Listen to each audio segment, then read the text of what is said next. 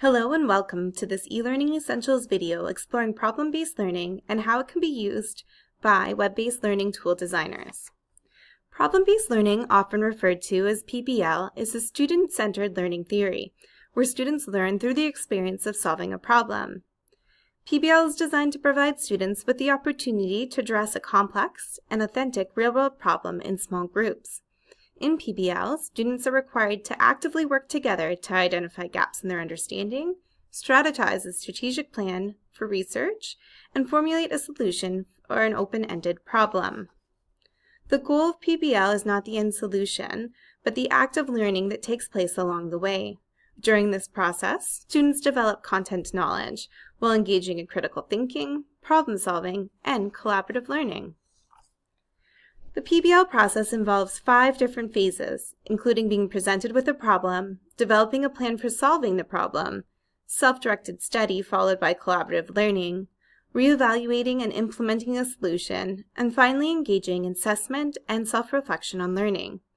Teachers incorporating PBL into their web-based instruction will facilitate learning in the role of a tutor by providing guidance throughout the PBL process. So now, let's take a closer look at each of these phases. To begin the PBL process, divide students into small groups and present a real-life problem with multiple solutions. The problem should be complex and promote student learning of concepts and principles. It should also take into consideration the prior knowledge of your students and allow for the development of their higher-order cognitive skills. In small groups, have students engage in problem analysis.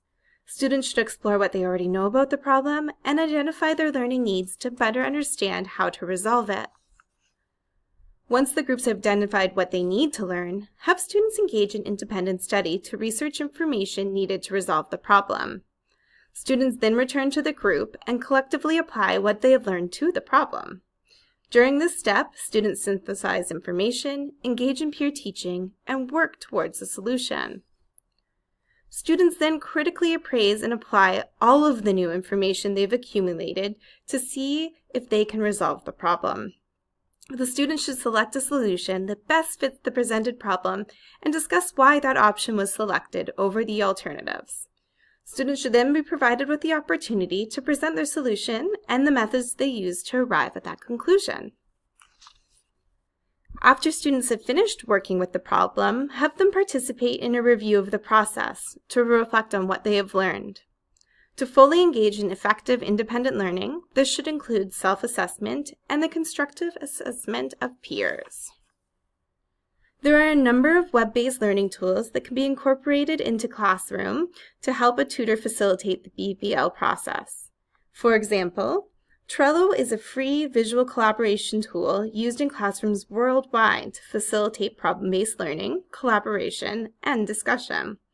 An important element of PBL is the inclusion of cooperative learning techniques, and Trello will allow your group members to keep track of what's being worked on, who's working on what, and where something is in the process. Another web-based learning tool that can be used to facilitate PBL is the site WebQuest. A WebQuest is an inquiry-oriented lesson format where most of the information required for learners comes from the web. WebQuests are technically a subset of PBL and can be a versatile tool for teaching under the PBL model. They can be used to introduce new knowledge or to deepen understanding. When designing web-based learning tools, any subject area can be adapted to PBL with a little creativity. However, it's important to understand the elements that must be present in order for the PBL approach to succeed. With PBL, there's a lack of traditional instruction and progression through material.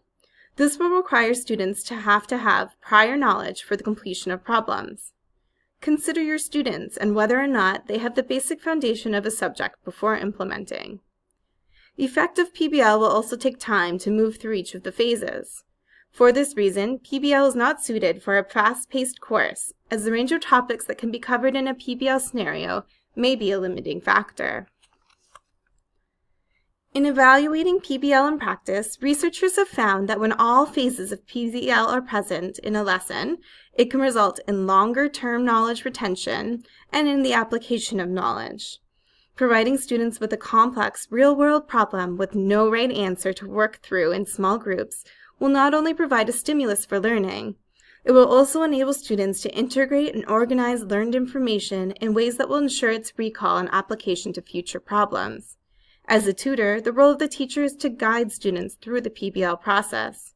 When facilitated effectively, students will become critical thinkers, problem solvers, and analytical in their approach.